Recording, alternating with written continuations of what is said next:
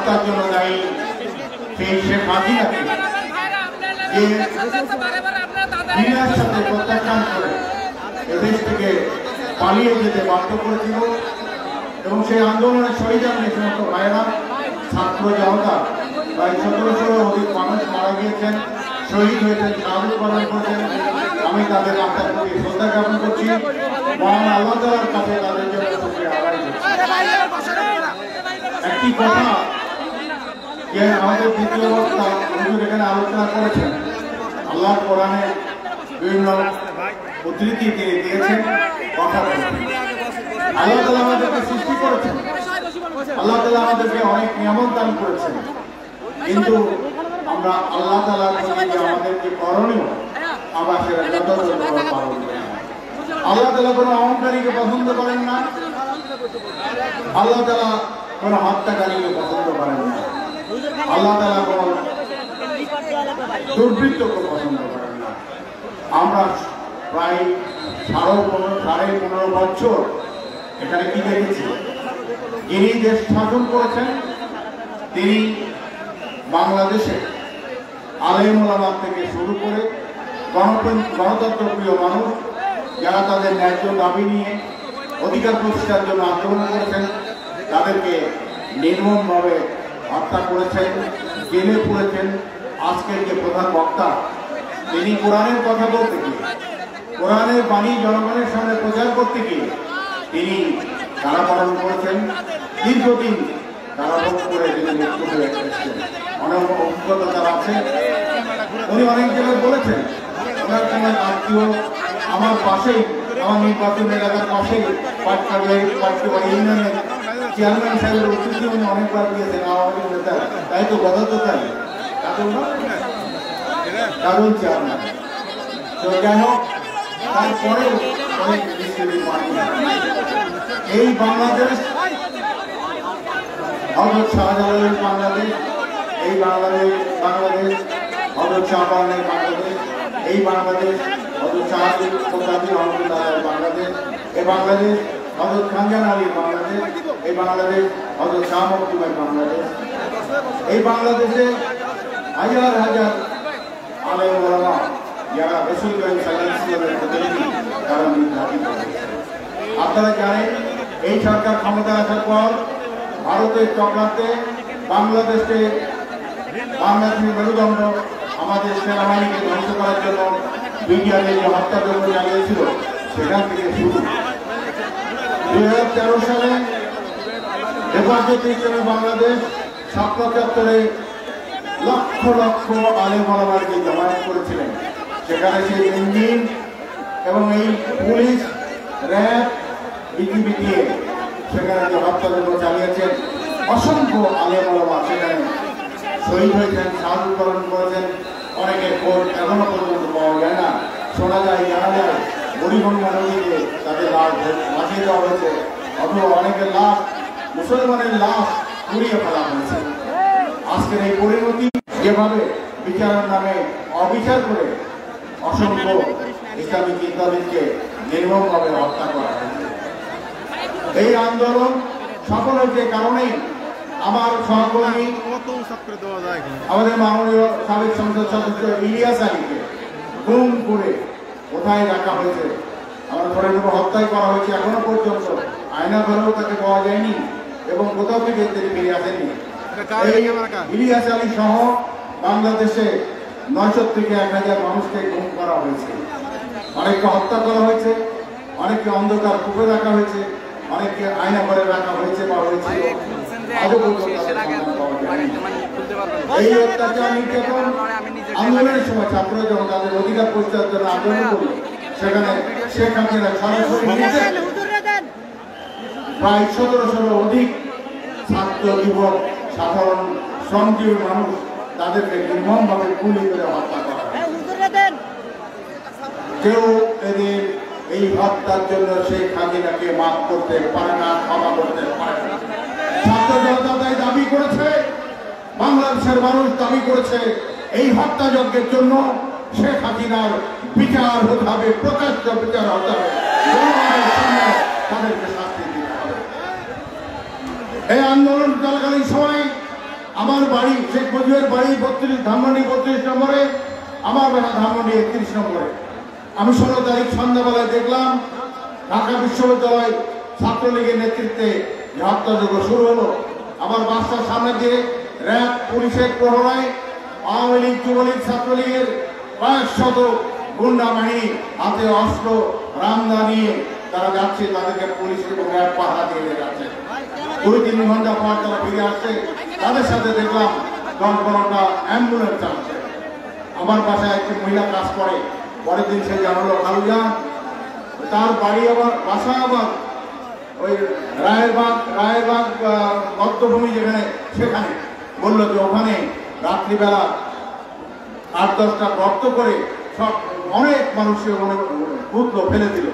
এইরকম কত অজানা মানুষকে কিভাবে হত্যা করা হয়েছে আপনারা দেখেছেন। আশুলিয়াতে আমরা ট্রাকের উপরে লাশের কাছে দেখলাম, সেই লাশ পুড়িয়ে দেওয়া হলো, পুড়িয়ে মারা হলো। আমি সংক্ষিপ্ত বলছি, প্রিয় ভাইরা, এই যে হত্যাযজ্ঞ চলেছে, এই হত্যাযজ্ঞের বিচার অবশ্যই করতে হবে। হত্যাযজ্ঞের বিচার না হলে এদেশের আলেম সম্প্রদায়ের উপরে যেভাবে অত্যাচার নির্যাতন হয়েছে আগামী দিনে হতে হবে। তাই এই স্বৈরাচার পতন হয়েছে, আগামী দিনের জন্য স্বৈরাচারের পতন না হয় সেই আশা রেখে শহীদদের প্রতি শ্রদ্ধা জ্ঞাপন করে আমার বক্তব্য এখানে শেষ করছি। আল্লাহ হাফেজ। বাংলাদেশ জিন্দাবাদ। এই ইসলামী জলসা সফল হোক, ছাত্র হোক। ধন্যবাদ।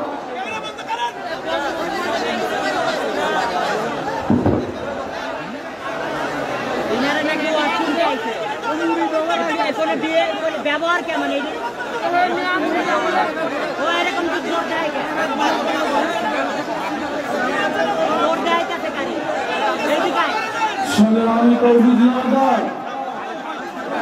আজকে এই 16 দাগের মাটি ধন্য হয়েছে। দীর্ঘ 15 থেকে 16 বছরের ভিতরে এই কোরআনের মাহফিল আমরা ঠিক মতো করতে পারি নাই। আজকে আমাদের প্রান্তীয় শ্রেণী বক্তা, যার তাফসীর সারা বাংলাদেশ সহ সারা বিশ্বে আলোড়ন সৃষ্টি করে, সম্মানিত উপস্থিতি, এখনই আমরা সেই আমাদের প্রাণ প্রিয় বক্তা হাফেজ মুফতি আমির হামজা কুরআন হাদিস থেকে মূল্যবান তাফসীর করবেন।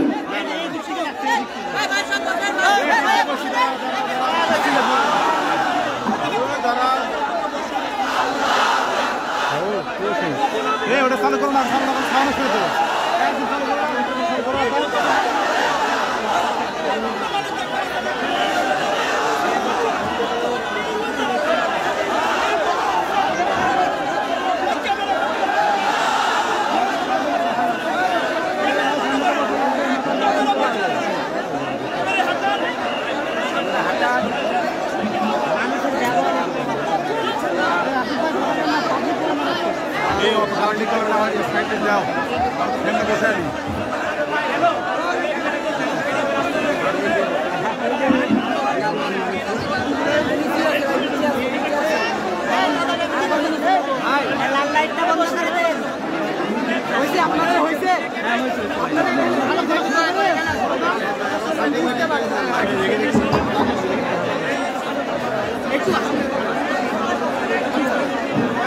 আপনারে সামনে যেগুলা ক্যামেরা আছে হালকা নিচে করলে পিছের দিকে নিচে করলে পিছ থেকে একটু দেখতে পাবেন।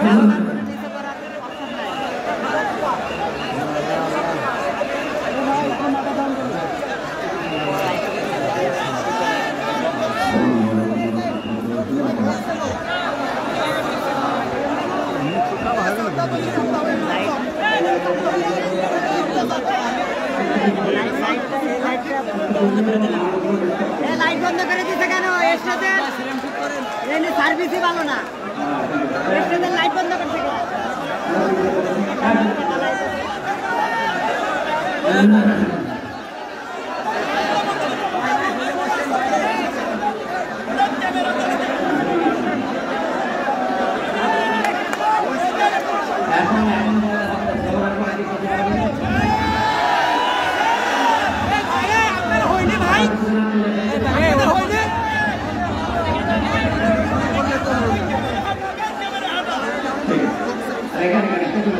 এই লাইটে তো নাই গো। হ্যাঁ এটা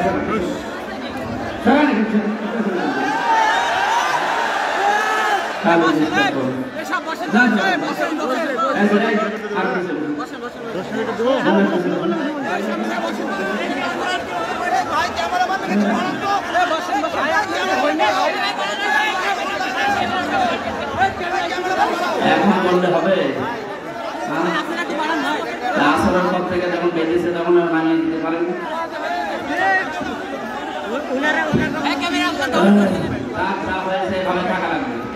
গরমে কষ্ট এখানে যে আছে না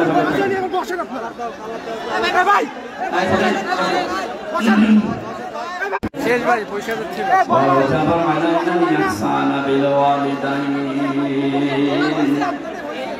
ونشهد أن لا إله إلا الله وحده الكونين صلى الله عليه وسلم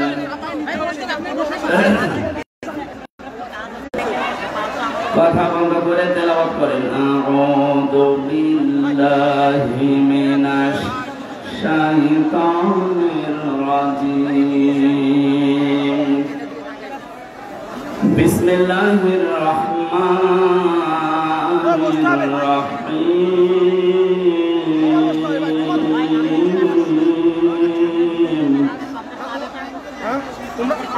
তাবারাকাল্লাযী বিয়াদিহিল মুলকু ওয়া হুয়া আলা কুল্লি শাইইন قدير الذي خلق الموت والحياة ليبلوكم أيكم أحسن عملا وهو العزيز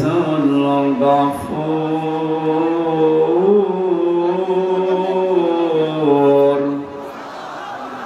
صدقت يا ربنا اللهم صل على سيدنا مولانا محمد وعلى آل سيدنا مولانا আমাদের প্রভু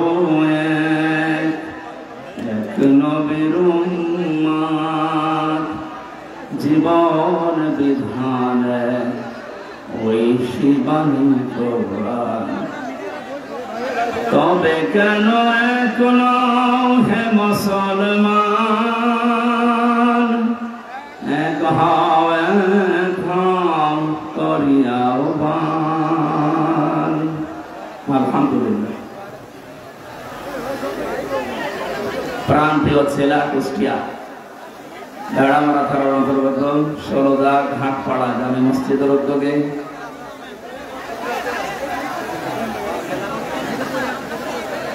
এই জায়গায় কি এত জটলার এত কথা কেন? হ্যাঁ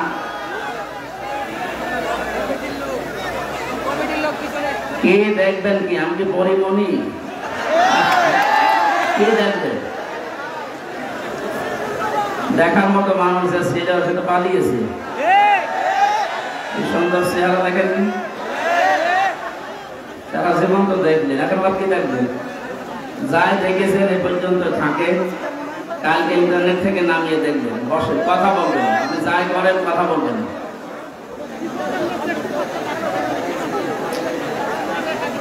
মহাবিশ্বের মহাবিশ্বয় আমাদের মালিক, আমাদের মনিব, মহান রব্বুল ইজ্জাত ওয়াল জালালের মুখের পবিত্র বাণী কোরআন কারীম তাফসীরুল কোরআন মাহফিলের স্বনামধন্য সভাপতি, বিশিষ্ট আইনজীবী, আমাদের জেলার কৃতি সন্তান অ্যাডভোকেট মোহাম্মদ তৌহিদুল ইসলাম আলম দামাত বারকাতুহুল আলিয়া, বলেন আমিন।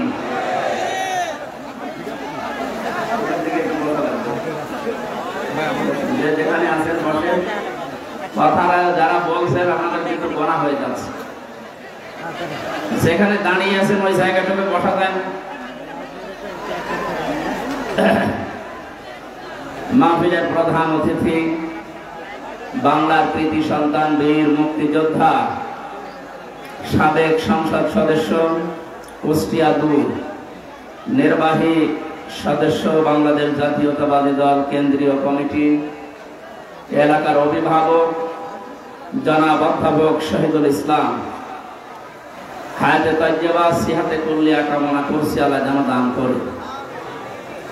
এতক্ষণ আলোচনা রাখলেন ইসলামিক চিন্তাবিদ হাফেজ মাওলানা মুফতি মঈনুল হক আহসানী সালুকাটি। আলোচনা রেখেছেন হাফেজ মাওলানা নজরুল ইসলাম, হাফেজ মাওলানা রমিজ ইকবাল। মঞ্চে বসা ওলামায়ে কেরাম, সামনে বসা মুসলমান ভাইরা, পর্দার আড়ালের সম্মানিতা মা এবং বোনেরা, প্রশাসনের ভাইরা, প্রাণ প্রিয় কুষ্টিয়াবাসী, দল মত নির্বিশেষে কোরআনের এই অনুষ্ঠানে যারা এসেছি ইবাদত মনে করি। এটা এখন ইবাদত চলছে না, ইবাদত আরম্ভ হয়ে গেছে। ইবাদতে যেভাবে আমরা কথা বলি না, এদিক ওদিকে তাকাই না, হাসাহাসি করি না, গল্প গুজব বন্ধ থাকে, 1 ঘন্টা যদি আপনি কোরআন বসার জন্য ইবাদত মনে করে বসেন, ঠিক ওইভাবে থাকবেন। যদি এরপরও আপনি ব্যত্যয় ঘটান, তাহলে আপনার এই আলোচনাটা, এই অনুষ্ঠানটা নষ্ট করার মনে হবে।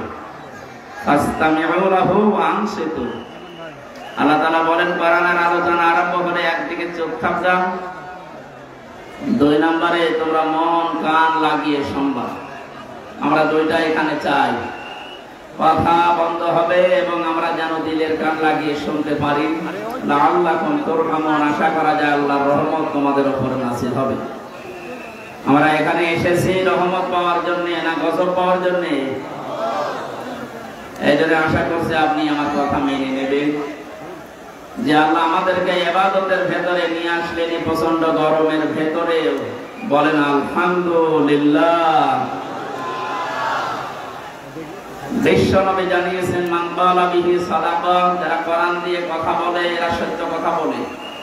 তাফসীরুল কোরআন মাহফিল যেহেতু লিখে দিয়েছেন, আমরা কথা এখানে বলবো শুরু থেকে শেষ পর্যন্ত আল্লাহর কোরআন দিয়ে। আমান হাকামা বিহি আদালা, যারা কোরআন দিয়ে বিচার ফায়সালা করে এরা ন্যায় বিচার কায়েম করতে পারে। কোরআনের বিচার এখনো পর্যন্ত আমরা দেখি নাই, এই জন্য কাঙ্ক্ষিত মানের শান্তি এদেশে এখনো প্রতিষ্ঠিত হয়নি। এ কথার সাথে একমত আছেন তো? কাঙ্ক্ষিত মানের শান্তি পেতে হলে আল্লাহর এই বাণী, এই কালাম ছাড়া বিকল্প আর কিচ্ছু নেই। বহু কিছু আমরা দেখেছি 53 বছরে, কেউ কিছু করতে পারেনি।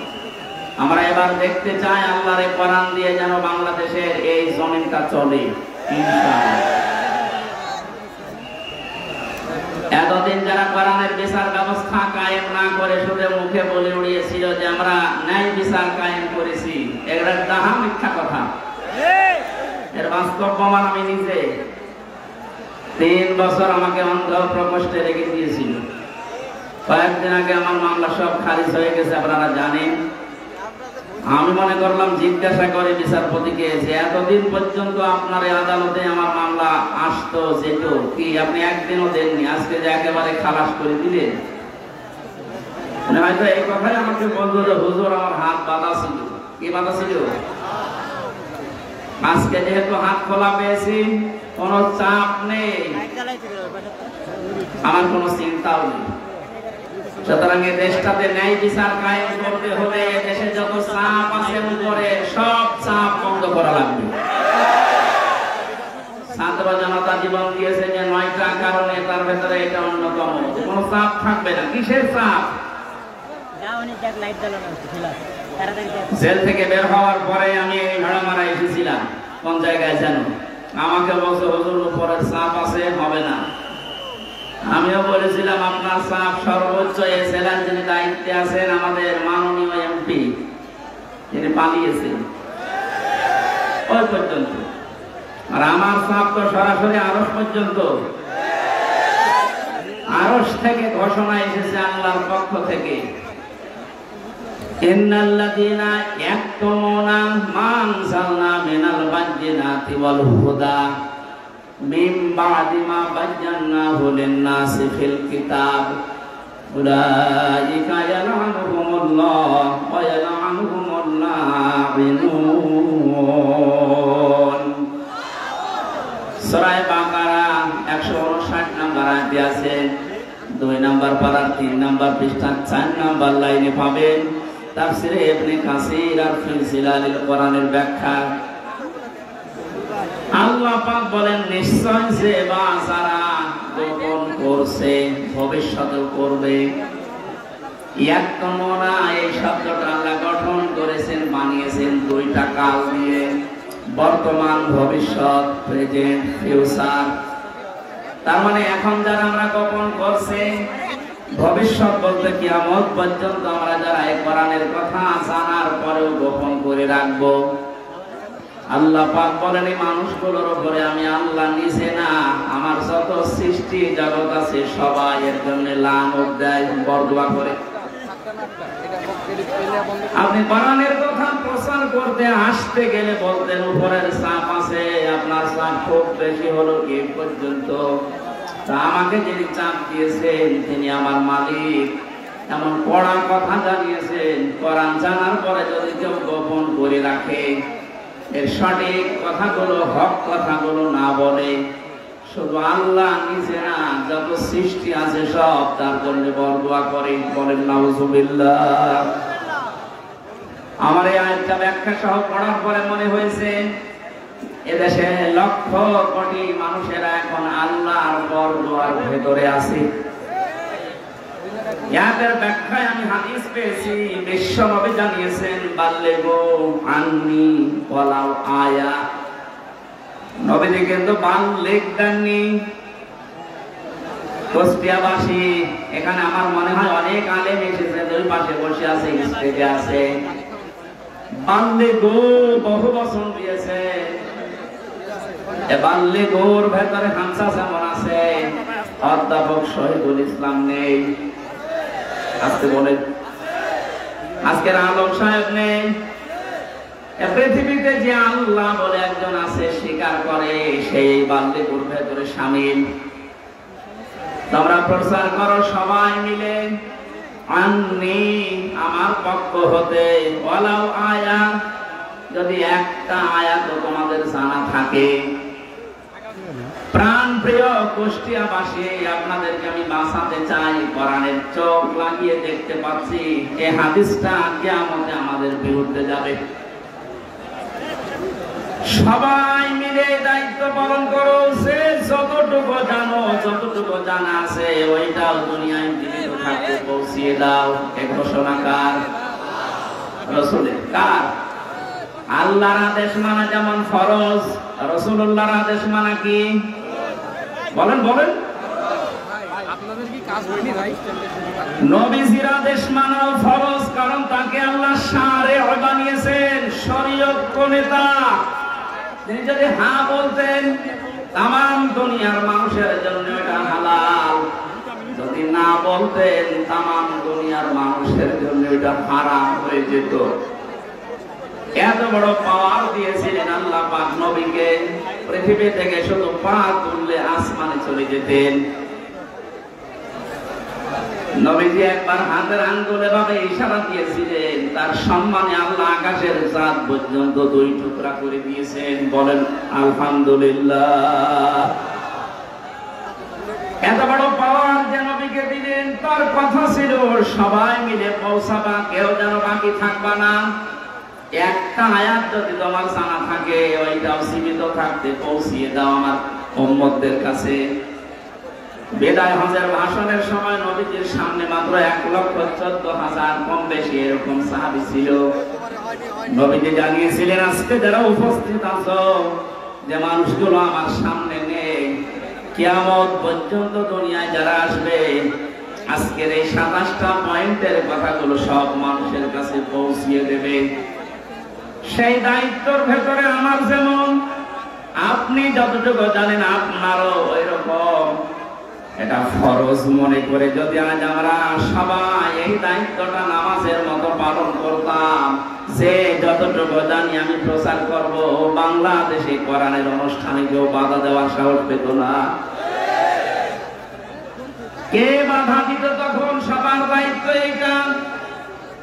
হামসার হয়তো একটু আয়ত্ত বেশি আসে কোরআনে, এই জন্য বেশি প্রচার করবে।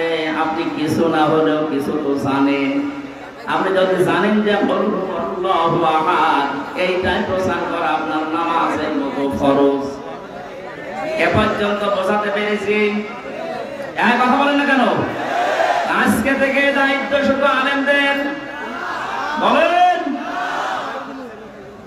যে যতটুকু জানেন ওইটাই প্রচার করবেন, তাহলে এই দেশে কেউ আর কোরআন প্রচারে বাধা দেওয়ার সাহস দেখাবে না ইনশাআল্লাহ। আমরা আল্লাহ এবং তার সৃষ্টি জগতের বরদোয়া থেকে, গজব থেকে, লানত থেকে বেঁচে থাকতে পারবো। পক্ষান্তরে অপর পৃষ্ঠায় আল্লাহ জানিয়েছেন, কোরআনে কারিমের জ্ঞান থাকার পরে যদি কোনো মানুষ দুনিয়ার কোনো স্বার্থ পেয়ে সিদ্ধির কারণে গোপন করে রাখে, আমান আযলামু মিম্মান কাতামা শাহাদাতান ইনদাহু মিনাল্লাহ ইলা আখিরি আয়াত। সূরা বাকারা প্রথম নাম্বার পারা 20 নাম্বার পৃষ্ঠার 13 নাম্বার লাইনের 140 নাম্বার আয়াতের প্রথম অংশে আছে। এটা ইবনে কাসিরে পাবেন। আমি ব্যাখ্যা সহ বলতে গেলে অনেক সময় লাগবে, এই জন্য সামারাইজ করে করে শেষ করছি। আসলাম দিয়েছেন আল্লাহ, এটা সুপারলেটিভ ডিগ্রি বলা হয় ইংরেজিতে। এর চাইতে ভয়ঙ্কর শব্দ আর নেই আরবিতে। আল্লাহ বলেন, পৃথিবীর বড় জালেম দেখতে চাও? এই পৃথিবীতে সবচাইতে বড় জালেম আল্লাহর কাছে ওই লোকটা যার কাছে কোরআনের জ্ঞান থাকার পরেও দুনিয়ার কোনো স্বার্থ পেয়ে গোপন করে রাখে। আর আমার তো মনে হয় বাংলাদেশে এই চরিত্রের মানুষ বেশি। এ জেলায় নেই, এখানে হাত তোলেন তো।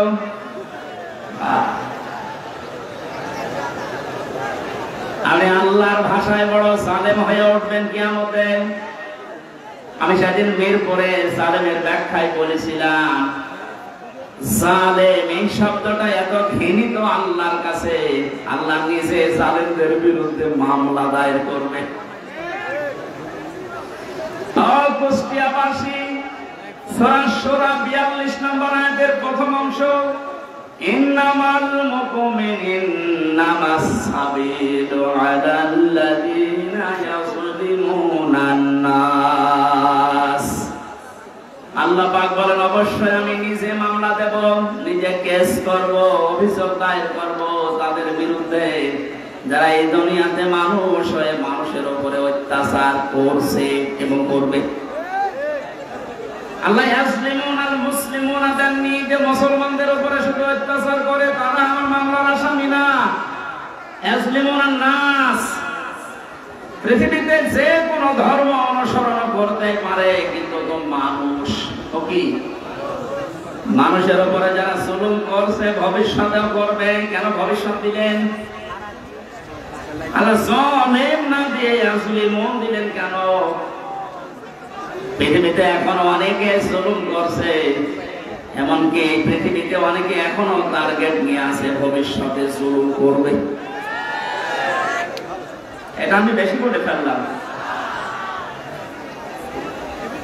অনেকে যে জুলুম করবে তার ভাবসাব দেখে বলা যাচ্ছে। জালেমরা তো পালিয়েছে। জালেমের পরে 5 তারিখ থেকে আজকের এই 9 তারিখ, 1 মাস 4 দিনে আমরা অনেককে জুলুমের সাথে জড়িত হতে দেখে ফেলেছি।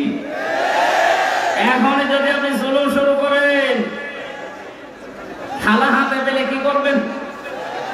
সুতরাং আপনি থামেন।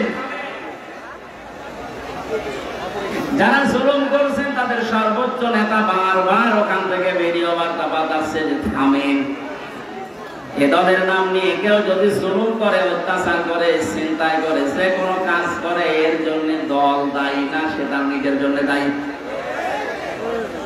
এদেশের মানুষ কন্যা নামে যিনি পরিচিত ছিলেন আমরা দেখেছিলাম, বাতাস একটু ঘুরে গেছে তখনই ভিডিও বার্তা দিয়েছে ছাত্রলীগ এটা আওয়ামী লীগের কোন অঙ্গ সংগঠন না।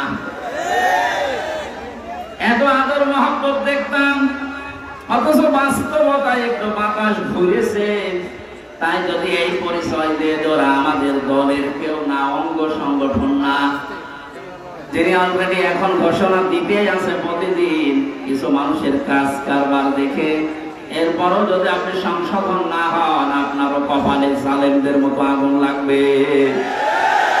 আমি নিচে নামলাম না, নাকি আরো নামবো? অত নিচে নামা ঠিক হবে না, কারণ এখনো তো ভালো শুরু হয়। এই আয়াত দিয়ে যেটা শিক্ষা দিতে চাই, কুষ্টিয়াবাসী 64 জেলার ভেতরে কুষ্টিয়া আমার কাছে প্রিয়, কারণ এখানে আমার জন্ম। সব জেলার চাইতে আপনাদেরকে বেশি ভালোবাসে একটু, কারণ এখানে আপনাদের সাথে আমার সম্পর্ক একটু বেশি। কথা বলেন ঠিক কিনা? আশা করছি আপনি বুঝেছেন। জালেমরা কিন্তু হামজার টার্গেট না, জালেমরা টার্গেট আল্লাহ। সুতরাং 15.5 বছরে যিনি জুলুম করেছেন, আমি 11টা ফিরিস্তি দেখেছি। প্রথমে যেটা দিয়ে শুরু হয়েছিল বিডিআর, 950 উপরে আমার সাথে জেলখানায় 3টা বছর অনেককে দেখেছি। দীর্ঘ শ্বাস যখন ফেলত ডাক দিয়ে বলতো হামজা ভাই আর 1 মাস পরে রিটায়ার্ড হয়ে যাব, অথচ 14 বছর জেলে আছি, কিচ্ছু জানি না। আপনি এই শ্বাসটা কিভাবে নষ্ট করবেন? মাসলুম যদি কোনো কথা মুখ দিয়ে একবার বের করে ফেলে, আল্লাহর নবী জানিয়েছেন ইত্তাকি দাওয়াতাল মাসলুম ফাইন্নাহা বাইনা বাইনাহা লাইসা বাইনাহু ওয়া বাইনাল্লাহি হিজাব। মুসলিম শরীফের হাদিস। নবীজিকে যে আল্লাহ বলাচ্ছেন, আপনি বলেন এই পৃথিবীর মানুষেরা যা করো, কিন্তু মাসলুমের বরদোয়া থেকে নিজেকে বাঁচিয়ে রাখবা। কারণ মাসলুম যদি এরকম কোন শব্দ বের করে ফেলে, ওটা সঙ্গে সঙ্গে আরশে চলে যায়। কত মাসলুমের চোখের পানি জেলখানার অন্ধপ্রকোষ্ঠে পড়ছে। এ পৃথিবীতে দেখলাম এই বাংলাদেশ নামে একটা দেশ, এখানে 1628 জন মানুষ এই চেয়ারে বসে দায়িত্ব পালন করছে। মেন যারা বাস্তবে দেখেছিলাম এই 1628 জনের ভেতরে 1627 জনের হাত বাঁধা, একজনের হাত খোলা ছিল। একজনের হাত খোলা ছিল আবু সাইদের। হ্যাঁ, ওর হাত যদি খোলা না থাকবে এভাবে করে দিল কি করে?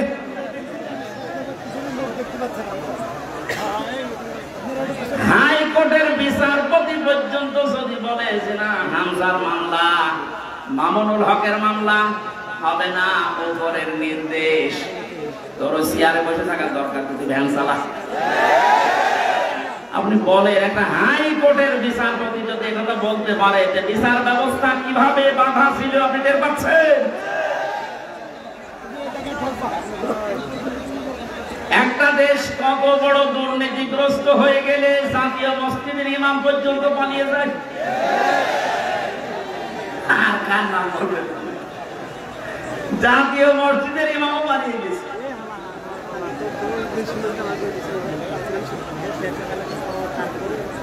কুষ্টিয়াবাসী, আমি আবার বলছি যে মানুষগুলো এই 1628 জন, এদের দোষর যারা সব আল্লাহর মামলার আসামি। বাদী যত বড় হয় মামলা তত কঠিন হয়। আমার মামলায় সরাসরি যেহেতু রাষ্ট্রবাদী ছিল, এই জন্য বহু চেষ্টা করার পরও কিছুই হয়নি। এই মামলাটা 31 বার উঠেছে, সিএমএম কোর্ট, জজ কোর্ট, হাইকোর্ট মিলে হবে না। অথচ এই মামলায় যদি সাজাও লাগিয়ে দেয় 3 মাসের বেশি সাজা হয় না। 3টা বছরের ভেতরে এই কঠিন অবস্থায় ফেলে দিয়ে আপনি কি করলেন? বিচার ব্যবস্থাকে একেবারে ধ্বংস করা ফেলা হয়েছিল। আহ্বান জানাবো এখন যারা দায়িত্বে আছেন, সংস্কার যেহেতু আরম্ভ হয়ে গেছে, আর এই জন্যেই এতগুলো মানুষ জীবন দিয়ে গেল। সুতরাং সকাল আসতে আসতে যেন আমরা শুনি এই 1628টা চেয়ারে নতুন মানুষ এসে বসেছে। তো এরা যতদিন থাকবে ততদিন নতুন নতুন ইস্যু তৈরি করে আবার বিশৃঙ্খলা ঘটাবে। আমাদের চরিত্র এরকমই। আমি বাস্তবতা দেখেছেন, এরপরও অনেকে জালেমের পক্ষে সাফাই যাচ্ছে, স্ট্যাটাস দেয়, এখনো গোপনে ভিডিও বার্তা পাঠাচ্ছে। আপনি পাল্টাবেন না, আপনি ঘাবড়ায়েন না, আমরা আছি। আপনি ঘাবড়ালে আমরা নরম হয়ে যায়। শয়তান তো দেখেনি, ওই ভিডিওতে যারা দেখলাম, আমার মনে হয় শয়তান যদি আমি দেখতাম তো ওই রকমই টাটকা নির্ভাতা শয়তান। তো জানা শোনার পরে জালেমের পক্ষে সাফাই গায়, জালেমকে সাহস দেয়। নবীজি জানিয়েছেন তিরমিজি শরীফের হাদিস, কেউ যদি জেনে শুনে জালেমকে সাপোর্ট দেয়, তার পক্ষ নেয়, তাকে ভালোবাসে, সহযোগিতা করে, ও নবীর উম্মত থেকে বের হয়ে যায়। সুতরাং আপনি নবীর উম্মত থাকবেন না বের হয়ে যাবেন, এখন সিদ্ধান্ত নিন। যেহেতু জালেমদের প্রতি বরদোয়া, জালেমদের প্রতি মামলা কার? ছোটখাটো জালেম যারা আছেন এখন তওবা করে ফিরে আসেন। আমার বংশ, আমার বাড়িতে এই যে এবি থানা, আগে সদর থানায় ছিল, এখন এবি থানা, হালসা না নাবিরাপিটা। বংশের 100 জনের 98 জন আওয়ামী লীগ। ওরা আমার মনে হয় যে শক্ত আওয়ামী লীগ। ওরা বঙ্গবন্ধুকে মনে করতো সেকেন্ড। 5 তারিখের পরে বিকাল আসতে আসতে আমার কল দিয়ে বলছে, বাবাসি আমরা সব পাল্টিয়ে গেছি। পাল্টিয়ে গেছে মানে এখন আমরা সব জামাত ইসলামী করি। কিসের জামাত? আপনি এটা করেছেন এই 15.5 বছর আগে, ওটা শোধ হবে, এরপরে জামাত ইসলাম।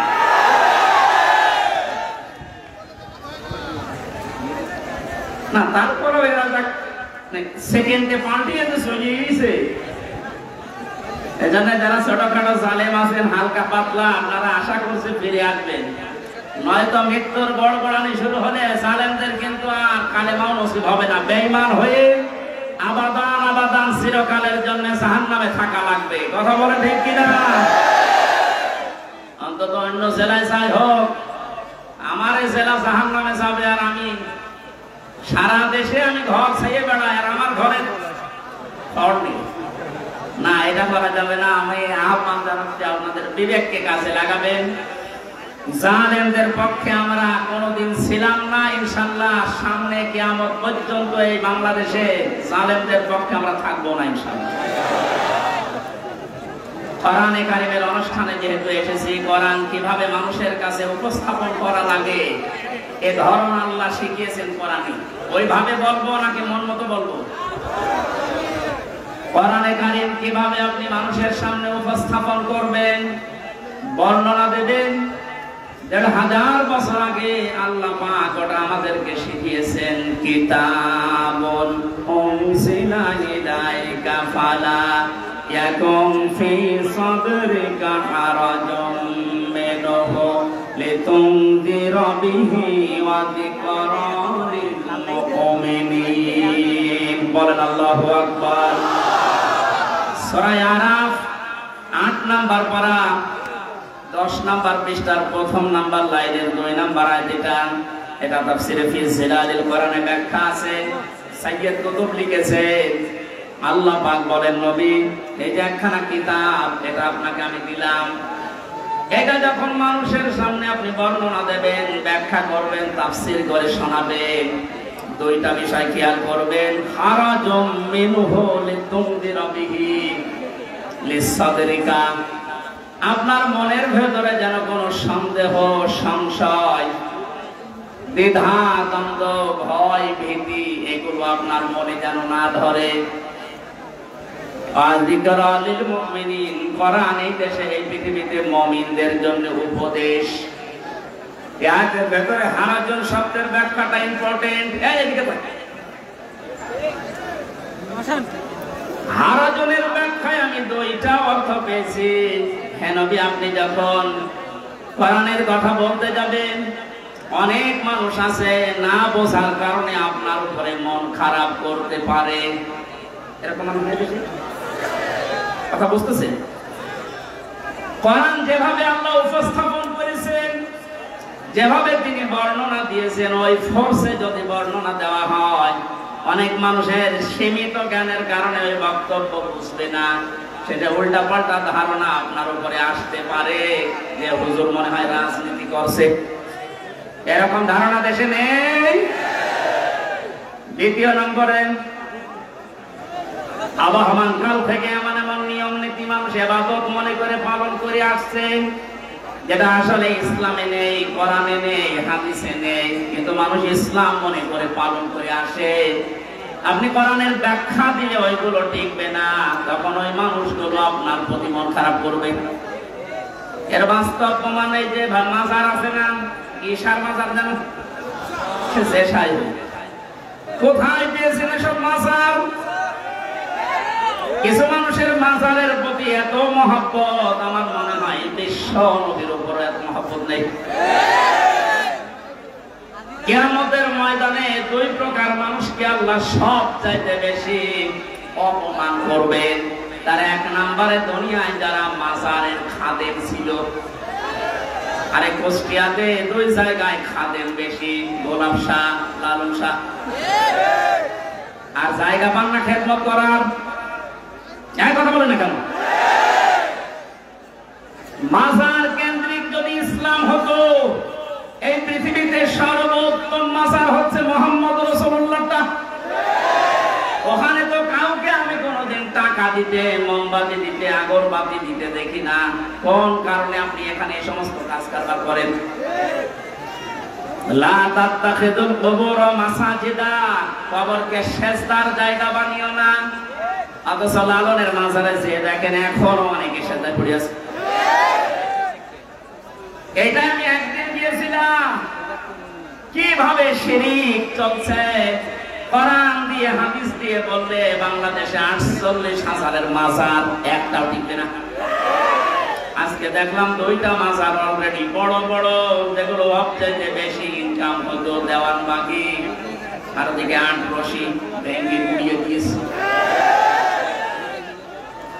শিরক যে দেশে চলে, ওই দেশে আল্লাহর রহমতের দৃষ্টি আল্লাহ তুলে নেয়। আমার তো মনে হচ্ছে যেভাবে দেশ থেকে এখন শিরক আস্তে আস্তে আরম্ভ হচ্ছে দূর হওয়া, আল্লাহর রহমত এই দেশটা আল্লাহ ভরে দেবে ইনশাআল্লাহ। কোন মৃত মানুষের প্রশংসা করা 3 দিনের উপরে জায়েজ নেই। ভালো করে শোনেন, আমি বানিয়ে বলছি। যত আপনজন হোক, মারা গেলে 3 দিনের পরে আপনি আর শোক পালন করতে পারবেন না। 3 দিন পরে শোক পালন করা জায়েজ নেই কারো কেউ মারা গেলে। হ্যাঁ, বিধবা মহিলা স্বামী মারা গেলে সর্বোচ্চ 3 মাস 10 দিন বিবাহ ছাড়া থাকতে পারবে। আপনার কি আত্মীয় হয় গোপালগঞ্জের ওই লোক? কবে মারা গেছে এতদিন পর্যন্ত আপনার শোকই চাই না।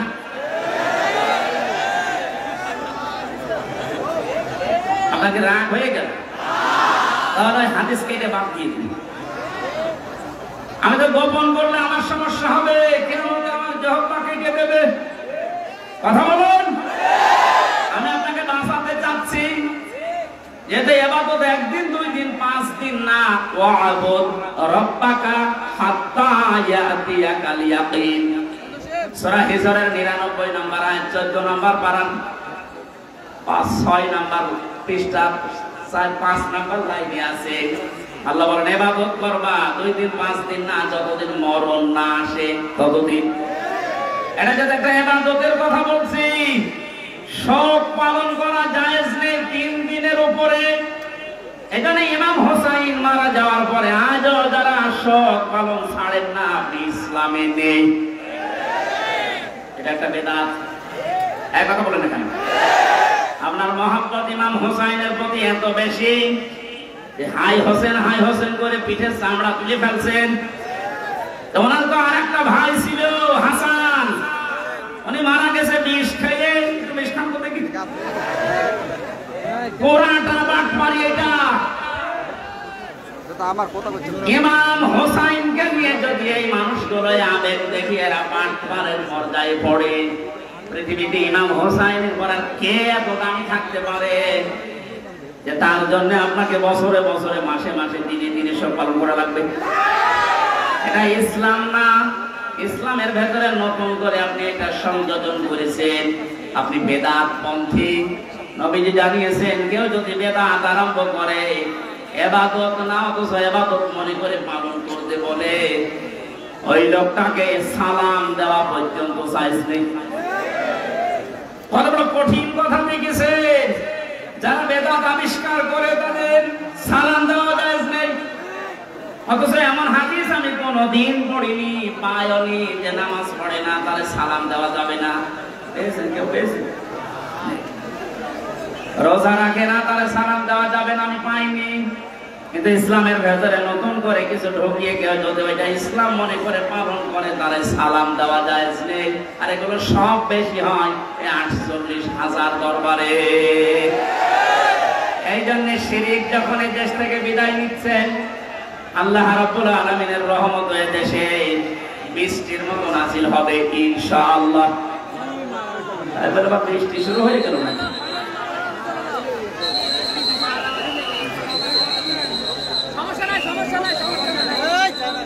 আপনি বলেন কারেন্টটা দিয়েছে।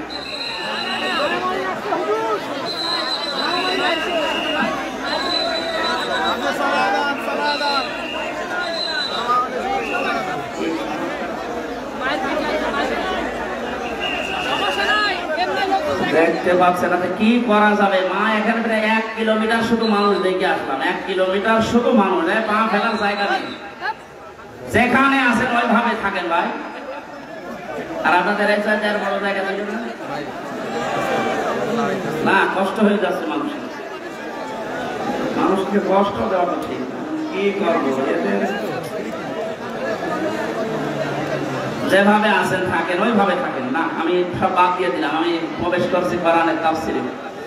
সূরা মুলক থেকে মাত্র 2টা আয়াত পড়েছি। যেহেতু তাফসীরুল কোরআন মাহফিল লিখে দিয়েছে, এর হক আদায় করা দরকার। আমরা তাফসীর আকারে আরম্ভ করছি ইনশাআল্লাহ।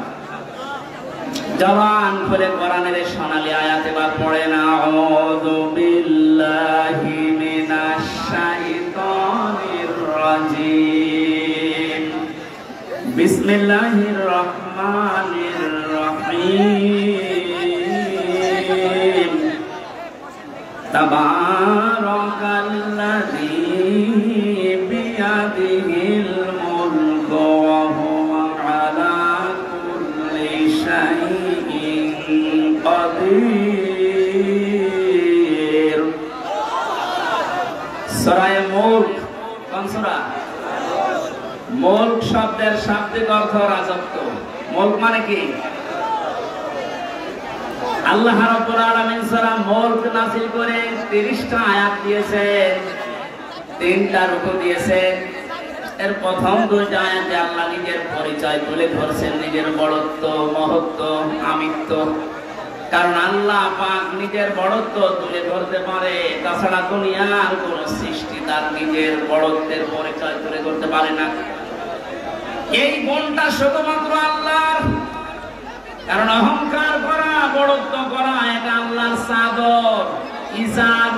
কেউ যদি অহংকার করে, বড়ত্ব দেখায়, সে যেন আল্লাহর চাদর নিয়ে টানাটানি করে। হাদিসে কুদসি, পৃথিবীর কোন সৃষ্টি যদি আল্লাহর চাদর নিয়ে টান দেয়, আল্লাহ তাকে জমিনে আছাড় দিয়ে অপমান করে। এর বাস্তব প্রমাণে 5 তারিখের আগে সালেমরা ধরাকে সরাজ্ঞান করে এমন কোন বিষয় নেই, বিভাগ নেই যেখানে ওরা অহংকার আর তাকাব্বুরি, বড়ত্ব দেখায়নি। আল্লাহ পাক ধরেছেন এমন কায়দায়, ওয়ালাহুম আযাবুন মুহিন। আল্লাহ বলেন জালেমদেরকে যখন আমি ধরি, এই মানুষগুলোকে অপমানজনক শাস্তির একেবারে নিম্নে পৌঁছিয়ে দেয়। কত বড় অপমান আল্লাহ করেছে এই কালামানিককে। ওর পিসি পর্যন্ত উড়ে গেছে। আর কি দেখাবে আল্লাহ?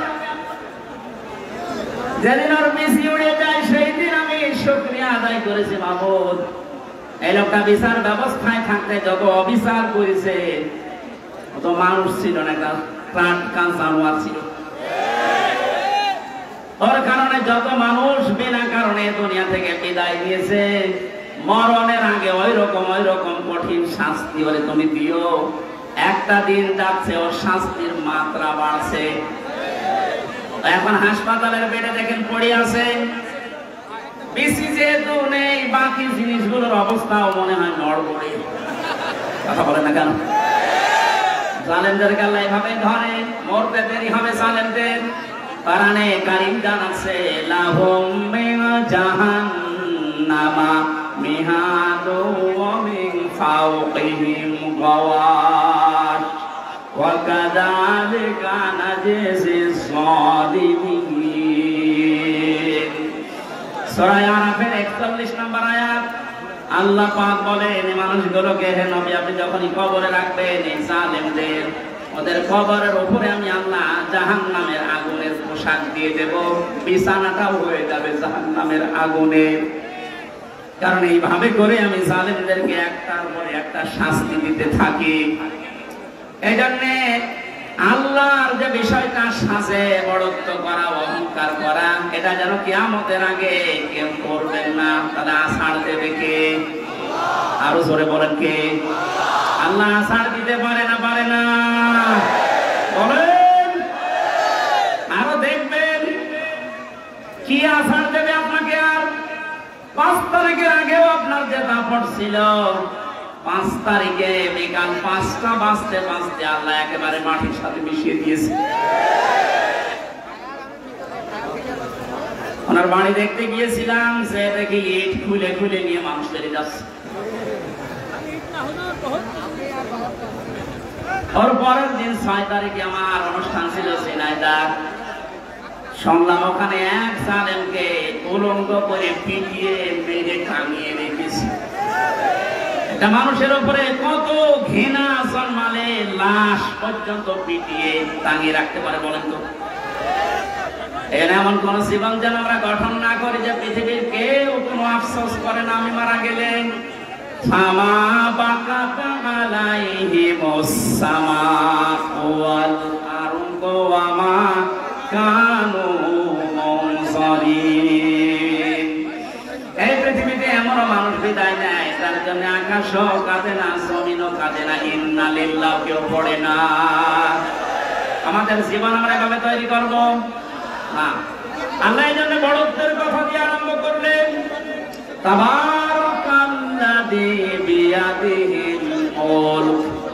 আল্লাহ বলেন বড়ত্ব বরকতময়, সম্পদশালী, শক্তিশালী, সব কিছু আমি আল্লাহর কুদরতি হাতের ভেতরে। ওয়া আলা কুল্লি শাইইন কাদির।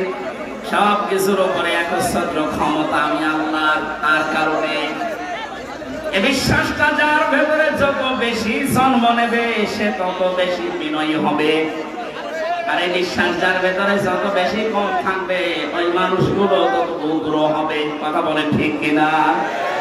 আল্লাহ আমাদের এই বিশ্বাসটা যেন হযরত ওমরের মতো ভরপুর করে দেন, বলেন আমিন। তাবারাকা শব্দটা দিয়ে আল্লাহ আরম্ভ করলেন কেন?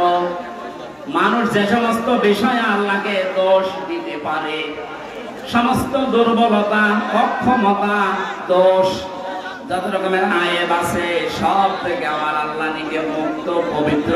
এই জন্য তাবারাকা দিয়ে তিনি আরম্ভ করেছেন আয়াতটা। আল্লাহ নিজের পরিচয়, বড়ত্বের কথাগুলো মানুষকে শোনাচ্ছিলেন। হঠাৎ করে আলোচনার ধরন পাল্টিয়ে ফেলেছেন। এবার আল্লাহ আরম্ভ করলেন মানুষের জীবন সংক্রান্ত বিষয় নিয়ে। আল্লাযী খালাকাল মাউতা ওয়াল হায়াতা লিয়াবলুয়াকুম আইয়ুকুম আহসানু আমালা ওয়া হুয়াল আজিজুল গফুর। রব্বুল আলামিন বলেন তিনি সে আল্লাহ এতক্ষণ যার বড়ত্বের, মহত্বের, বিশালত্বের কথা শুনছিলেন, যেটা বলে কোনোদিন কিয়ামতের আগে আর শেষ করা যাবে না। এত বড় আল্লাহ, সব দিকে তার ক্ষমতা আছে, চলছে, চলবে ইলা ইয়াউমিল কিয়ামাহ, কিয়ামত পর্যন্ত। এবার আল্লাহ আস্তে করে আলোচনার ধরন পাল্টিয়ে তিনি বললেন, তিনি সে আল্লাহ যিনি তোমাদের মওত আর হায়াত বানিয়েছেন, যেন তিনি পরীক্ষা করতে পারেন তোমাদেরকে, তোমাদের ভেতরে কে সবচাইতে বেশি ভালো কাজ করে তার কাছে যেতে পারে। আল আজিজুল গফুর, তিনি হচ্ছেন আজিজ এবং গফুর। এই ছিল বাংলা অর্থ। এবার আসেন আমরা ব্যাখ্যার দিকে যাচ্ছি। আল্লাহ বানিয়েছেন সর্বপ্রথম মানুষের মওত, তারপরে হায়াত। আল্লাহ হায়াত না বলে আগে মওতের কথা কেন দিলেন? মুফাসসির লিখেছেন তাফসিরে, মানুষকে আল্লাহ এটা স্মরণ করাতে চেয়েছেন, পৃথিবীর মানুষেরা তুমি যত উপরে ওঠো না কেন, এ কথা সব সময় মনে করবা, স্মরণ রাখবা যে তোমার মরা লাগবে। এটা আল্লাহ দি খলাকাল মাউতা দিয়েছেন। 2 নম্বরে বলা হায়াতা, আমাদের হায়াত আমি আল্লাহ বানিয়েছি। তাফসিরে মুফাসসির দিয়েছেন হায়াত প্রধানত 5 প্রকার। কয় প্রকার? 1 নম্বরে আমরা একটা হায়াতে ছিলাম, আলমে আরওয়ার হায়াতে, জগতে আমরা বসবাস করেছি। ওখান থেকে আল্লাহ আমাদেরকে পাঠিয়েছেন আলমে পুতুন, মায়ের পেটের জগতে। এরপরে আমাদেরকে এখানে দিয়েছেন আলমে দুনিয়া, এই পৃথিবীর জগতে। এরপরে আরেকটা জায়গায় নিয়ে যাবেন আলমে বারজাখ, কবরের জগতে। এরপরে সর্বশেষ একটা জগৎ আরম্ভ হচ্ছে, শুরু হবে, শেষ হবে না, আলমে আখিরাত। তাহলে মওত আল্লাহ আগে দিয়েছেন স্মরণ করাতে, যে বান্দা চাই করো মরা লাগবে। হায়াত আল্লাহ 5 প্রকার বানিয়ে 2টা আমাদের থেকে বিদায় নিয়েছে, সামনে 2টা আছে, আমরা মাঝখানেরটায় আছি। এখান থেকে বোঝা যায় সামনে পেছনে যেহেতু 2টা চলে গেছে, সামনের 2টা হায়াত আমাদের কাছে মাস্ট বি, বারজাখ আর আখিরাত আসবে। কথা বলেন ঠিক কিনা? যেহেতু মাঝেরটা আছে, এ জগতের কাজ হচ্ছে লিয়াবলুয়াকুম, তিনি তোমাদেরকে পরীক্ষা করতে চান। আইয়ুকুম আহসানু আমালা, তোমাদের ভেতরে সবচেয়ে বেশি ভালো কাজ করে কে আসতে পারে। কুষ্টিয়াবাসী খেয়াল করেন আল্লাহর এই কথাকে, তিনি কিন্তু বেশি বেশি কাজ চাননি, তিনি চেয়েছিলেন ভালো কাজ। কি কাজ?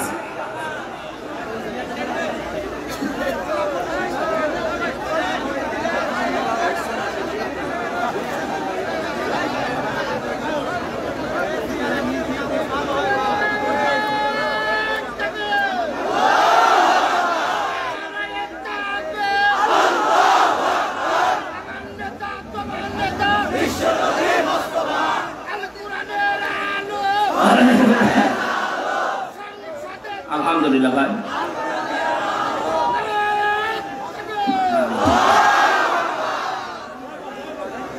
কুষ্টিয়াবাসী একটু খেয়াল করেন তো, তাফসীর মাহফিলে তাফসীর শোনার জন্য মন দিয়ে যারা বসে আছেন, 2টা জগৎ চলে গেছে অলরেডি, আর একটা জগৎ 2টার সামনে আছে। মাঝখানেরটায় আল্লাহ যেটা দিলেন আহসানু আমালা, আল্লাহ বেশি কাজ চান না, তাহলে আকসারু আমালা দিতেন। আল্লাহ দিয়েছেন আহসানু, এসে তাফসীর, আমি সবচেয়ে ভালো কাজটা চাই, বেশি কাজ চাই না। বাস্তবে এর পুরা উল্টা। এই 15.5 বছরে আপনি দেখেছেন বহু কাজের হাতে দিয়েছে, কিন্তু কাজগুলো ভালো হয়নি। কুষ্টিয়ার মেডিকেল কলেজের দিকে তাকান, হওয়ার আগে ভেঙে পড়ে গেছে। এটা বানিয়ে বললাম, আমি জেলখানায় থাকতে যুগান্তর পত্রিকায় একদিন দেখেছি যে বানানোর আগে, উদ্বোধনের আগে পড়ে ভেঙে গেছে। আপনার অত বড় কাজের আঞ্জাম দেওয়া কি দরকার? কাজটা ভালো করে করেন। আল্লাহ বেশি কাজ চান না, আল্লাহ কি চান? আরো জোরে বলেন। কাজটা ভালো হওয়ার জন্য 2টা শর্ত। 1 নম্বরে দেখা লাগবে ওর ভেতর আল্লাহর বিধান আছে কিনা। 2 নম্বরে দেখতে হবে বিশ্ব নবীর জীবনে এরকম কাজ ছিল কিনা। এখন যদি বলেন নবীজির জীবনে হাসপাতাল বানানো ছিল, হ্যাঁ ছিল। বিশ্ব নবী মুহাম্মদুর রাসূলুল্লাহ মানবতার সেবায় যে কাজগুলো করেছিলেন ওই জামানায়, আপনি তার জীবনীতে দেখবেন। এই যে মিডিয়ার কথা এসেছে আজকে আসার সময় বলছিল, এই জন্য মনে পড়ছে আমি বলছি। অনেক মানুষ এখনো পর্যন্ত ফতোয়াবাজি করছে যে নবীজির যুগে এই মিডিয়া, এই টেলিভিশন, এই পর্দা ছিল না। এই প্রযুক্তি যারা ব্যবহার করছে এরা হারাম কাজে আছে। একটা ভ্রান্ত ধারণা এটা। আল্লাহর নবী মুহাম্মদ রাসূলুল্লাহর জামানায় এই মিডিয়া ছিল, কিন্তু সিস্টেম এভাবে ছিল না। আপনি সিরাত ইবনে হিশাম দেখেন, সিরাত বিশ্বকোষ দেখেন, আর রাহিকুল মাখতুমের ভেতরে আছে। আর ওই জামানার সর্বোচ্চ প্রজেক্টর ছিল, প্রযুক্তি ছিল লাল কাপড়। কেউ যদি বিপদে পড়তেন পাহাড়ের উপরে উঠে লাল কাপড় তিনি উড়িয়ে দিতেন। সব পাহাড়ের পাদদেশে এসে জিজ্ঞাসা করতো কি হয়েছে।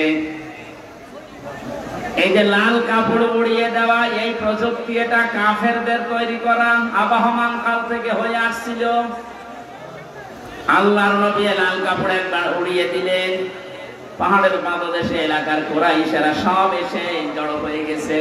ডাক দিয়ে বলে, ইয়া মুহাম্মদ, কোন বিপদ? নবীজি বললেন, হ্যাঁ বিপদ। এই পাহাড়ের পাদদেশে একদল সৈন্যবাহিনী আছে, এখনই তোমাদেরকে আক্রমণ করবে। তোমরা যদি সতর্ক না হও। সবাই এক বাক্যে জবাব দিচ্ছে, বলেন আমরা সতর্ক আছি, কি করা লাগবে আমাদের?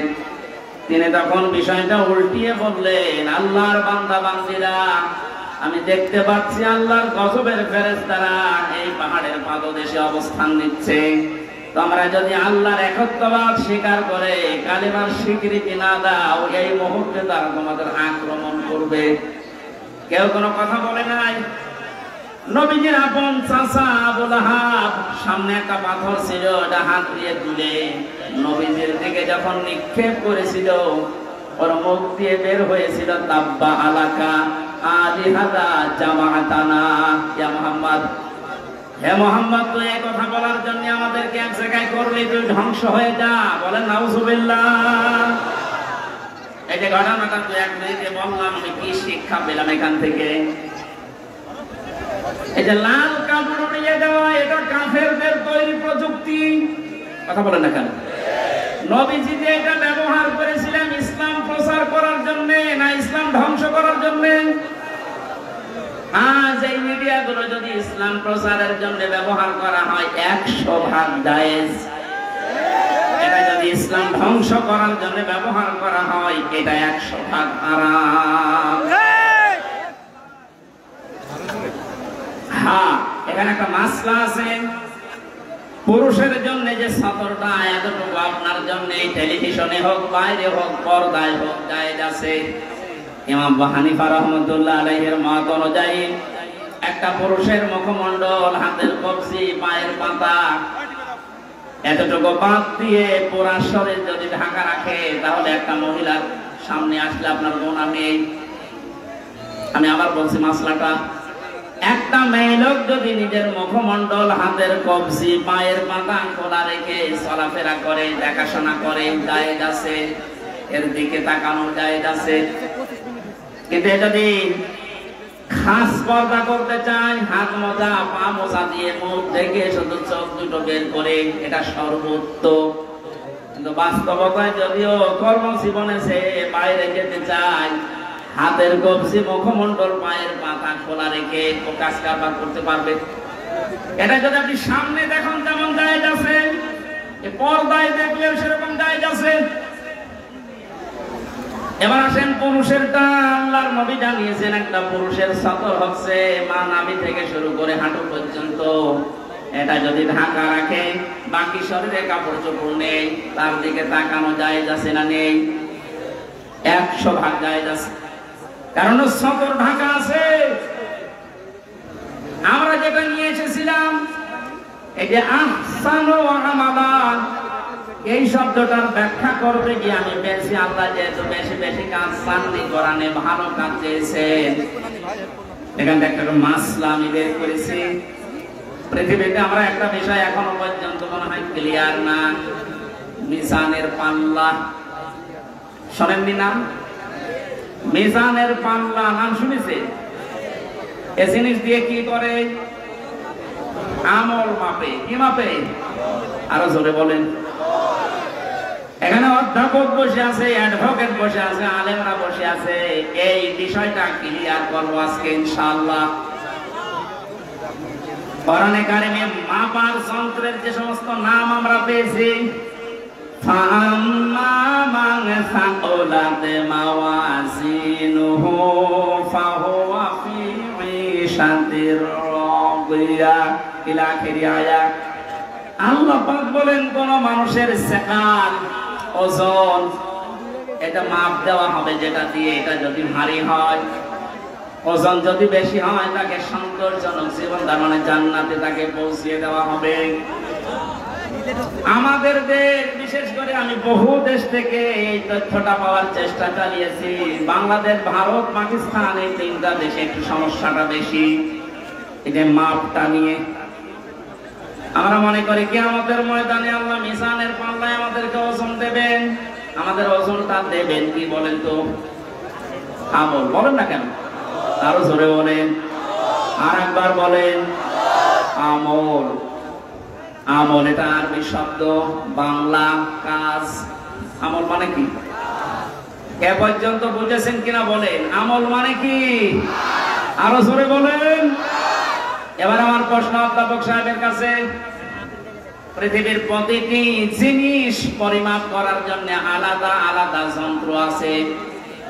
আমি যদি বলি স্যার এই স্কেলটা একটু মেপে দেন, এটা দাড়ি পাল্লায় তুলে দেবে, কি দিয়ে মাপবে?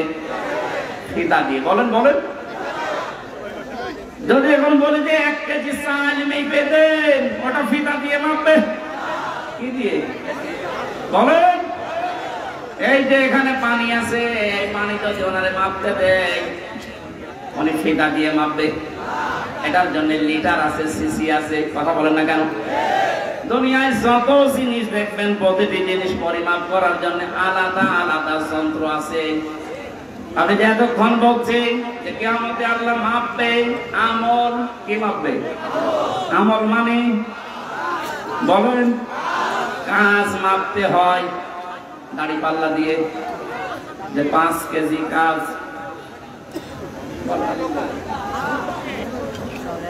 এই ধারণাটা আজ নিরসন করা লাগবে। ভুল ধারণা আছে আমরা। এটা যদি আমার মনে হয় ক্লিয়ার হয়, অনেক বিষয় আপনার সামনে আজ স্পষ্ট হবে যে না, এগুলো আসলে ভ্রান্ত ধারণা ছিলাম। আল্লাহ পাক বলেন আমি আমলের মাপ দেব কিয়ামতে মিজানের পাল্লা দিয়ে। কিসের পাল্লায়?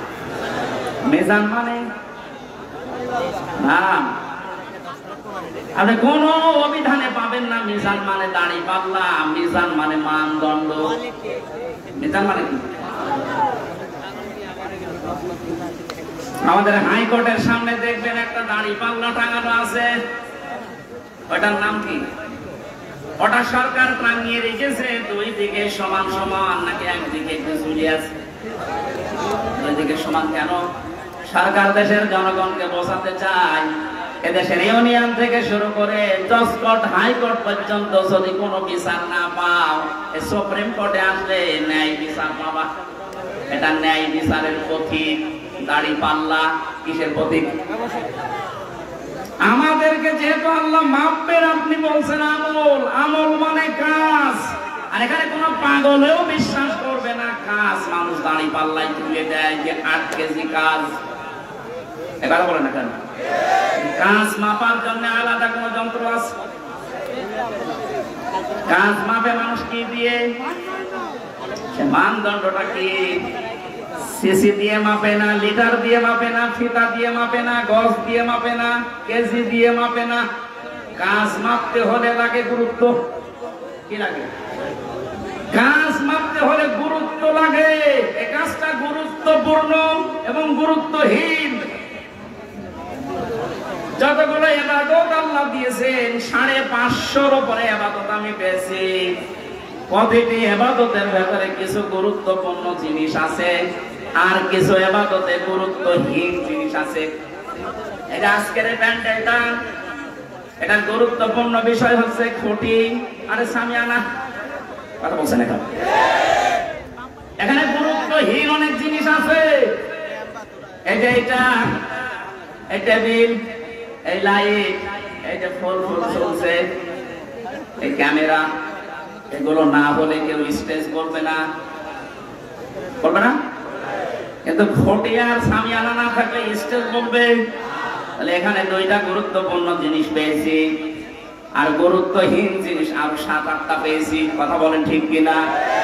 আল্লাহ পাক কোরআনে কারিমে যেগুলো গুরুত্বপূর্ণ দিয়েছেন ওগুলোর একটাও যদি আপনি না মানেন, বিশ্বাস না করেন, গুরুত্বহীন যত কাজ করেছেন ওগুলো যদি দুনিয়া ভর্তি করা হয়, দাড়ি পাল্লা মানদণ্ড গুরুত্ব যাই ওজন করেন সব শূন্য, জিরো হবে। এবার উদাহরণ একটা একটা করে সেট করছি, দেখ মেলে কিনা।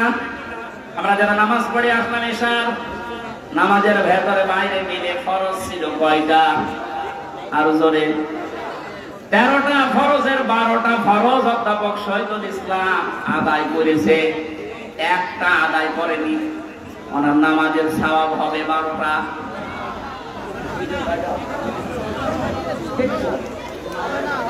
13টা ফরজের যদি একটা বাদ দিয়েছে, উনি যদি বলেন না আমি তো 12টা আদায় করেছি, অন্তত 12টা সওয়াব দেন, হবে?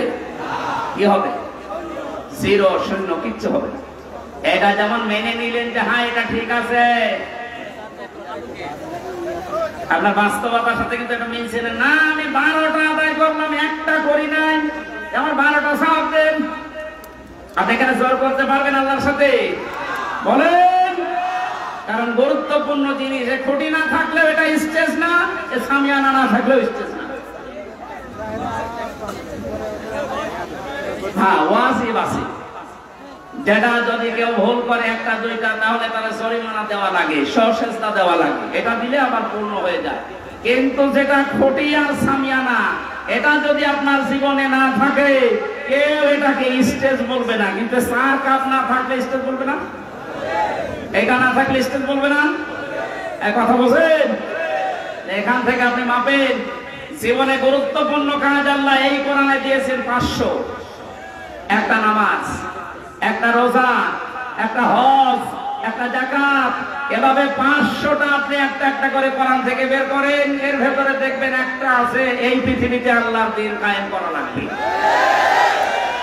নামাজ পড়া যদি আপনার কাছে রাজনীতি মনে না হয়, রোজা রাখা যদি রাজনীতি মনে না হয়, দ্বীন কায়েমের কথা যারা বলে এটা রাজনীতি যদি মনে হয়, আপনার একটা কোটি বাদ চলে গেছে। আর আপনি এবার মাপতেন তো দেখি আপনি কয়টা সওয়াব পান। আপনি আমল মাপতে এসেছেন, মনে করে মিজানের পাল্লা মানে দাড়ি পাল্লা, এদিকে 10 কেজি সওয়াব তুলে দেবো, এদিকে 8 কেজি গোনা তুলে দেবো, মাঝখান থেকে 2 কেজি বেশি। এক লোক শুনেছিল যে কোরবানির পশমে পশমে সওয়াব হয়, ওর সামর্থ্য ছিল না, গরু চুরি করে এনে কোরবানি। ইমাম সাহেব তাহাজ্জুদের নামাজ পড়তে উঠে দেখছে গরু নিয়ে যাচ্ছে, এই কোথায় পেলেন? গরু চুরি করে নিয়ে যাচ্ছে। কি হবে? কোরবানি দেব। কোরবানি দেবে তাও চুরি করে, বেশি চিল্লাবেন না, আপনার ফতোয়ায় আমি পালন করছি। গত সময় আপনি বললেন যে কোরবানি দিলে এরকম এরকম সওয়াব হয়, প্রতি পশমে পশমে দেখি।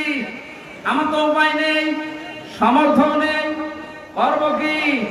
সওয়াব থেকে বঞ্চিত হতে পারবো না, চুরি করে নিয়ে আসলাম গরু। কালকে সকালে কোরবানি জবাই করব, চুরি করলে গুনাহ হয় আমিও জানি, এই যে কোরবানি দেব সওয়াব হবে, পশমে পশমে নাকি হবে, সওয়াব আর গুনাহ যদি কাটাকাটি হয়ে যায়, মাঝখানে গোশত খাবো পাও। বাংলাদেশে অনেক মানুষের চিন্তা চেতনা এখন এইরকম। 500টা ফরজ বিধান আমল, এর 499টা করে, আর একটা কথা শুনলে তখন জঙ্গি, জিহাদ, রাজাকার উল্টা পাল্টা নাম দেয়। অনেক যদি 12টা ফরজ আদায় করে একটা আদায় না করে সওয়াব না হয়, জিরো হয়, শূন্য হয়, আপনার জীবনের আমল আল্লাহ যেদিন মাপ দেবে, গুরুত্বের ভিত্তিতে গুরুত্বপূর্ণ কাজ করেননি, গুরুত্বহীন কাজ করে ভরে রেখেছেন, আপনিও জিরো হবেন, শূন্য হবেন। আল্লাহ ভালো কাজ দেখতে পেয়েছেন, আর ভালো কাজে 500-র উপরে দুনিয়ায় আর নেই। এখন যদি 500 আয়াতের ব্যাখ্যা ভালো কাজগুলো একটা একটা করে করা হয়, আমি যতগুলো ভালো কাজ দুনিয়ায় কোরআন থেকে বের করতে পেরেছি, একটা বই আছে, আমি জেলখানার ভেতরে, এটিএম আজহারুল ইসলাম সাহেব আমাকে পাঠিয়েছিল যে হামজা এটা পড়ো, খুব গুরুত্বপূর্ণ তথ্য এর ভেতরে আছে। সৌদি আরবের লেখক একজন প্রোডাক্টিভ মুসলিম। এই বইটার ভেতরে ইংরেজিতে করা, আরবিতে করা ভার্সন দেওয়া আছে। পড়াটা পড়ে 3 বছরের ভেতরে 7-8 বার আমি শেষ করেছি। এখান থেকে যে তথ্যগুলো পেয়েছি তার অন্যতম এইটা, কোন মানুষ যদি ভালো কাজ করতে চায়, কোরআনের উপরে দুনিয়ায় কোন ভালো কাজ, আরো জোরে বলেন, আমানা আমিলা বিহি উজিরা, যারা কোরআন দিয়ে কাজ করবে এদের কাজের পুরস্কার আল্লাহ নিজে দেবেন। জোরে বলেন আল্লাহু আকবার। নামাজ যেমন কোরআনে আছে, রোজা আছে, হজ আছে, যাকাত আছে, এই কোরআনে কারিমে আল্লাহর দ্বীন কায়েমের কথাও আছে। একাজ যদি কেউ দুনিয়ার কাজ মনে করে ছেড়ে দেয়, আল্লাহ আহসান আমালার ব্যাখ্যায় আব্দুল্লাহ ইবনে মাসউদ, আব্দুল্লাহ ইবনে আব্বাস, রাইসুল মুফাসসিরিন বলা হয় তাদেরকে, এই মানুষগুলো ব্যাখ্যায় লিখেছে, আমরা যেমন বুঝেছি ভালো কাজ, আমাদের চাইতে কোরআনে কারীম থেকে ভালো কাজ বেশি বুঝেছিল সাহাবীরা। কথা বলেন না কেন? হযরতে মুআয মুআব্বিজের দিকে তাকিয়েছেন, মাত্র 11 বছর 13 বছর, তারা কিন্তু আহসান আমালা বুঝেছিল যে ভালো কাজ কোনটা। আমরা মনে করি ভালো কাজ মানে জিকির করা, ভালো কাজ মানে দরবারে যাওয়া, ভালো কাজ মানে জুব্বা গায়ে দেওয়া, পাগড়ি মাথায় দেওয়া, দস্তরখানা বিছিয়ে খাবার খাওয়া, ভালো কাজ। কিন্তু সব চাইতে ভালো কাজ আল্লাহর কাছে কোনটা, এটা আমাদের চাইতে ভালো বুঝেছিল সাহাবীরা। এই বলেন না কেন? বলেন, আরেকবার বলেন। তাকান তাদের দিকে, কি বুঝেছিল তারা? এতটুকু বয়সে আল্লাহর দ্বীন কায়েমের জন্য নিজের হাঁটুর উপরে, পায়ের গোড়মোড়ের উপরে ভর করে উঁচা হয়েছে, যেন আমি জিহাদের ময়দান থেকে বাদ না পড়ি। তা আল্লাহর দ্বীন কায়েমের জন্য এত চেষ্টা চালিয়েছে যে এটাই ভালো কাজ। আর আমরা এখান থেকে যত পেছোতে পারি, ফাঁকি দিতে পারি, তত নিজেকে ধন্য মনে করছি। আল আজিজুল গফুর, আল্লাহ বলেন এই কাজ করলে 2টা নাম আমি ব্যবহার করলাম। তাহলে আমার আলোচনার বিষয় হচ্ছে পৃথিবীর যত ভালো কাজ আছে সব চাইতে আল্লাহর নিকটে ভালো কাজ হচ্ছে আল্লাহর জমিনে আল্লাহর এই বিধান পালন করা। কথা বলেন না কেন? এটা যতদিন পর্যন্ত রাষ্ট্রীয়ভাবে কায়েম করতে না পারবেন, ইচ্ছা করলেও আপনি ভালো কাজ করতে পারবেন না। কাজ করতে গিয়ে যদি ভুল ত্রুটি হয়ে যায়, কোন দোষ ত্রুটি হয়ে যায়, আল্লাহ বলেন আমি আজিজুল গফুর, আমি তোর জন্য গফুর হয়ে দেখা দেব, অপরাধগুলো মাফ করে দেব। আর যদি ফাঁকি দেওয়ার চেষ্টা চালাও, মানুষকে ধোঁকা দিয়ে বোকা বানিয়ে, আমি আল্লাহকেও যদি ধোঁকা দিতে চাও, আমি কিন্তু আজিজ, পরাক্রমশালী, আমি ধরি না এমনিতে, কিন্তু যদি ধরি ওরে আর ছাড়ি না। ভালো কাজ বলতে আল্লাহ যেটা বুঝিয়েছেন, রাসূল যেটা বুঝেছেন, সাহাবীরা যেটা পালন করেছেন, আমাকে সহ প্রত্যেককে আল্লাহ এই ভালো কাজে আঞ্জাম দেওয়ার তৌফিক দিন। বলেন আমিন। এখানে আসার পরে কয়েকটা মাসলা আমাকে জিজ্ঞাসা করেছে, হুজুর মসজিদের টাকা মেরে খাওয়া কি, এটা আবার ফতোয়া দেওয়া লাগবে?